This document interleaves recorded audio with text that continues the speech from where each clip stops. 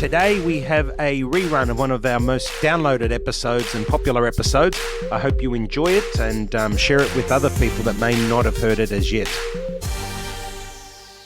Hi, you're listening to Phil DeBella, and this is FlashCast by PDB. And I want to talk about communication. Straight off the bat, poor communication is the common denominator of failure.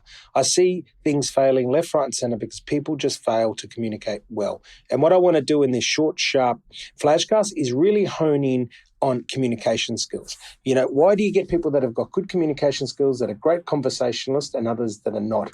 And it's something that we can all work on. And I'm going to give you a very simple tips and tools to go about.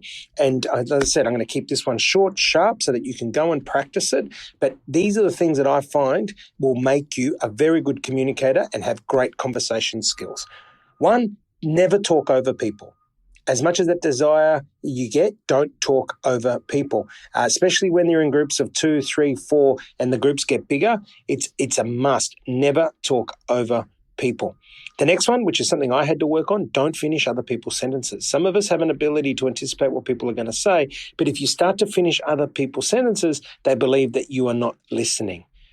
2, paraphrase. Right. When somebody says something and you're not clear or you need to get clarity, paraphrase what they have said, back so that you can really show that you, one, have listened actively, and two, that you've understood exactly what they have said.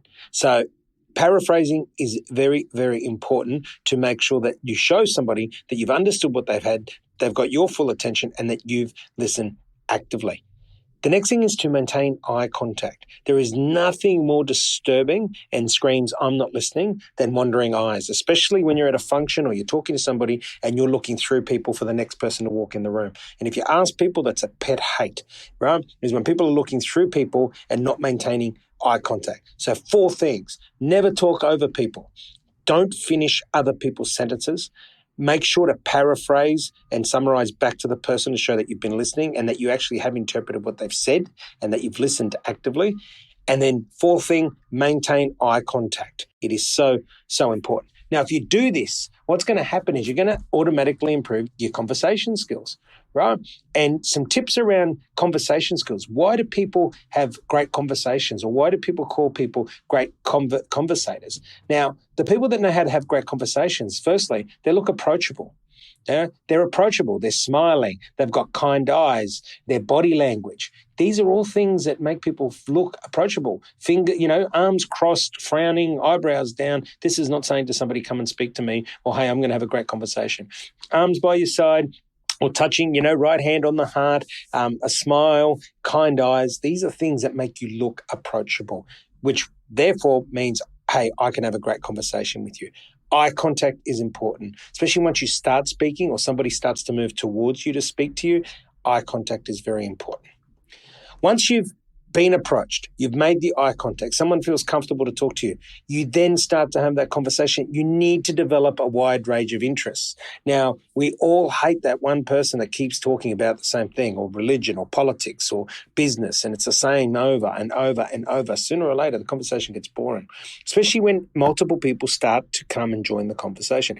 You need to have a wide range of interests, and that's why a lot of people will either read the paper or they'll become members to different groups, to whiskey clubs, to what sort of stuff, so that they can actually have a wide range of interests to talk about, whether it's a sport, whether it's the weather, whether it's a whiskey club, a wine club, whether it's schooling of kids. But hey, I've had many mothers complain about people, all the mothers do is talk about their children. Very quick way to see who's in business, who's not in business. No, there's no right or wrong, but you can bet your bottom dollar that the people that have great conversations are the ones that have developed a wide range of interests and are happy to talk about those interests with each other. The next thing is something that I get complimented on, and I think I do it naturally, but as I take note to it, it is important, it is different, and I see it in other people. Dial up your energy. Get that energy going. People say, you're so passionate about what you're talking about. Nothing engages people more than you dialing up your energy. Get that energy going. Get that great emotional engagement happening. People want to be around positive. They want to be around, people that make people feel warm and friendly and all the rest of it. You need to make sure that you dial up that energy. And my last point around people that have great conversation and great conversation skills is that they stay on topic. they stay on topic. You don't start talking about oranges and they change the subject to apples or worse, vegetarians start, and it gets taken into talking about beef and meat.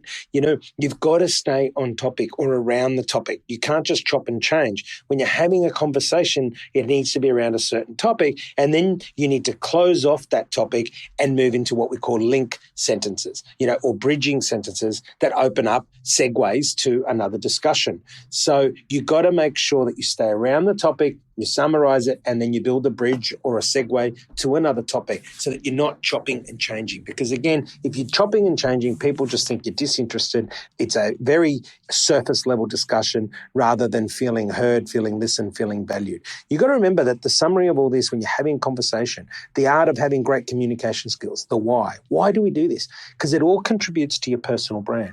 Now, remember that your personal brand is what people say about you when you leave the room. So if you want people to say positive things about the way you communicate, the way that you have a conversation, you need to make sure that you are conscious about it and you need to adopt. Never talk over people. Don't finish other people's sentences. Remember to paraphrase and always maintain eye contact. And look for people that have great conversation skills. Have a look at the way that they look approachable, they make eye contact, they have a wide range of interests, they dial up their energy, and they always stay around topic using segue or bridging sentences to move on to the next topic. Now, if you follow this, I can guarantee you that you'll have better relationships, you'll have deeper relationships, and your personal brand will go to the next level. You've been listening to Phil DiBella. This is FlashCast by PDB. Till next time, you go and be the best you can be, especially around communication.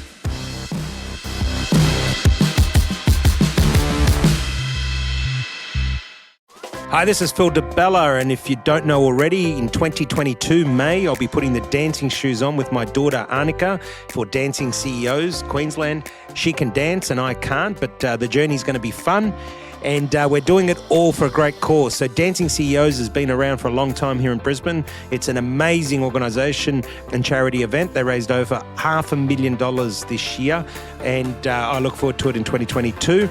If you can give $5, $500, $5,000, whatever you can would be great to support a great cause. It goes to Women's Legal Services Queensland, who make sure that women and children that are affected by domestic violence are looked after. So a great cause, 100% tax deducted, no admin fees, which is something that we love about it. 100% of your donation goes to helping those that need it. So support Annika, support myself, and support Dancing CEOs. The link is provided below.